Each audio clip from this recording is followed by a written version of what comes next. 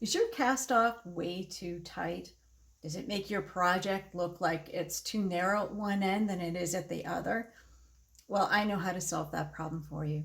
My name's Brenda Schack from BrenJS Knits, and today I'm going to show you the modified standard bind off. Just one simple trick, and you'll be on your way to knitting better looking garments and edges that match the rest of your project. So let's get started. Today I'm going to show you how to do the modified standard bind off. But first what I'll do is a quick refresher of the standard bind off, just to show you what that looks like. I did that on my cowl. This is the Grandpa G's barn cowl, one of my designs.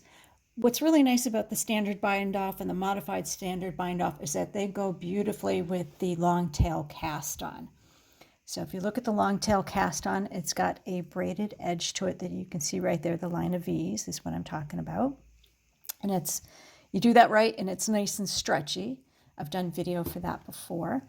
And this is the cast off edge using the modified standard bind off. And you can see the little row of, looks like knit stitches on the edge or braiding. And that's got a nice amount of stretch to it too. I use this to bind off for a lot of my cowls and for hats. I find it's gives a nice amount of stretch so you can get things over your head or around your neck and it sits nice and comfortably. So let me show you what I'm talking about here. So this is just a little sample that I worked up, nothing special. And this is bulky yarn, but you could use it for any yarn weight. It's going to look and work wonderfully for you. So the first thing you need to do is to knit one stitch. And again, this is the standard bind off. I'll show you the modified after. So as a refresher, you knit one stitch, you knit the second stitch, and then you slip the first stitch over the second. That's one stitch bound off. Just one more time so that you can see the difference. Knit one stitch, lift the stitch that's on your needle, right hand needle over the one you just made, the new stitch, and that's another stitch bound off.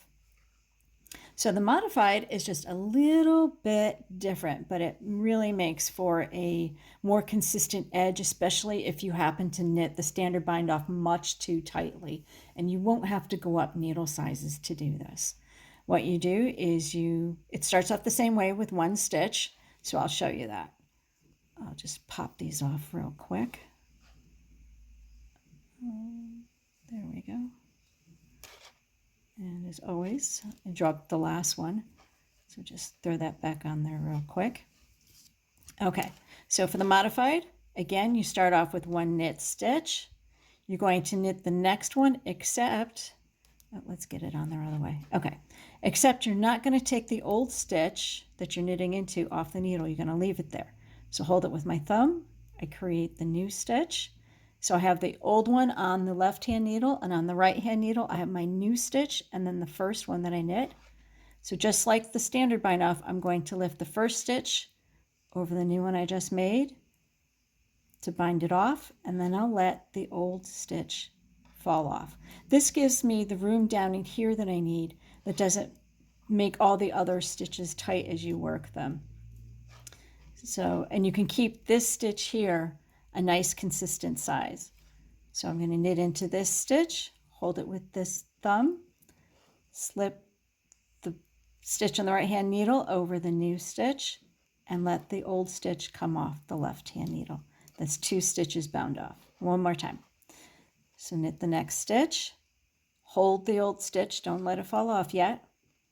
Bind off the stitch I just created on my right hand needle, and now I pop this off with my thumb and I work all the way across. And you can see the nice braid that's starting to develop on the edge. And you don't need to hold your yarn tightly. You don't need to keep tugging to make it snug. That's what really gives you that bind off that's way too tight and causes a lot of problems. So one more time, I knit into the old stitch, hold it with my thumb, lift new stitch, or I'm sorry, the previous stitch over the newest one I just made, and then I'll let this one come off. And I'm also holding onto this stitch as I make it to try and control the size of it. When you start pulling this way, you notice what happens. This stitch down here starts tightening. So you want to avoid doing that. So we're just going to One more time. And that's it. If you have any questions about this, go ahead and pop them in the comments below. I'd love to hear from you. Happy knitting.